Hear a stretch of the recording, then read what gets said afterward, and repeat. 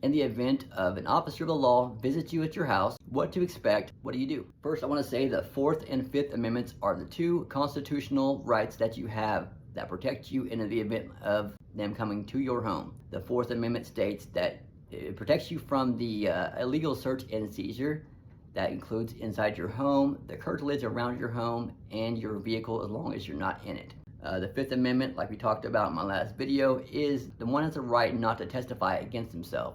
When you're interacting with an officer of the law, you're doing exactly that, and you are testifying against yourself. Anything you say will be used against you in the court of law. So a warrant needs to be issued in order to do any legal searching of your home. I would always deny them that access unless they have a warrant. And the people who do the whole talking in the doorway thing, only open the door wide enough for you to be in the doorway standing there, don't do that. Go outside of your home or your apartment, close the door behind you, lock it if you may, and talk to them outside of your house. You don't want to do that inside the door thing because you're giving them a perception of in your home. And A, they can either see something out or something illegal that will give them a reason to search your home, or B, this has been known to happen, they could lie and say they see something that they don't see, but they're quite certain they're going to be able to find something. So they may lie and say they'd see something. Always ask for a name and badge number and proof of identification whenever you're interacting with the police to make sure they are who they really say they are, and you're not dealing with some shyster or somebody, up to no good.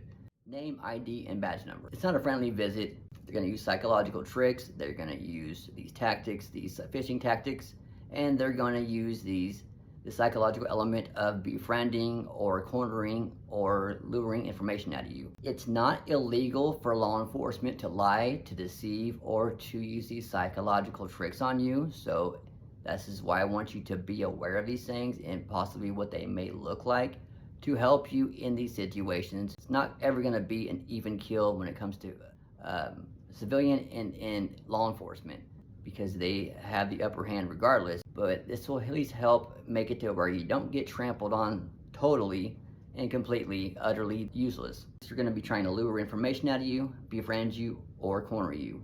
Cornering you, how it's going to look is they're going to want to isolate you. They're going to want to make you feel alone, make you feel scared, to put pressure on you, lie to you to make you feel like you're going to go down forever or a big serious thing if you don't comply or tell them something.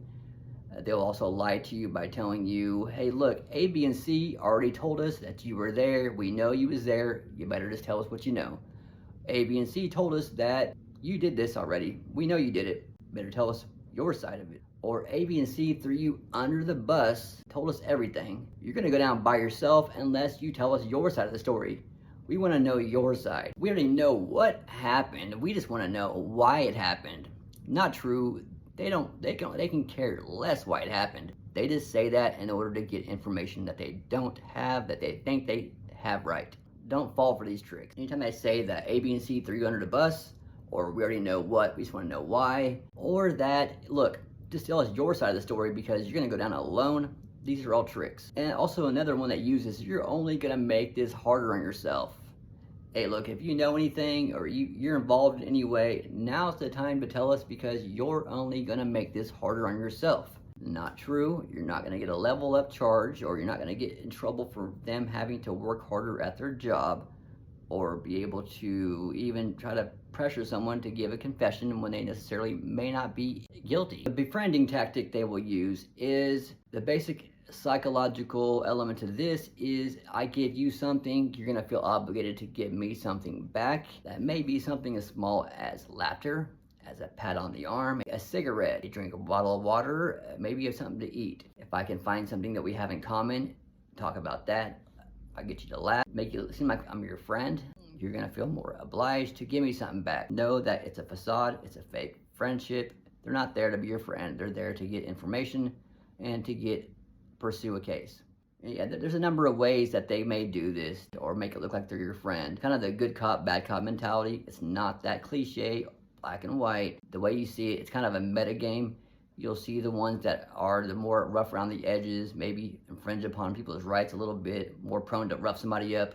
And then you see the ones that are more by the book, nicer, joke around, the cool cop type. and they will play off each other with that. Be aware of these psychological tricks they use. Again, it's not illegal.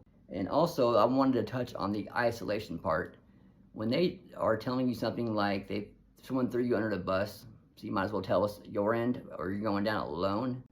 If you think about it, the worst possible punishment the government can do to a man is isolate him or her in a cell by themselves away from human interaction. Humans, we thrive on human relationship, on human contact. We evolve that way in villages and tribes.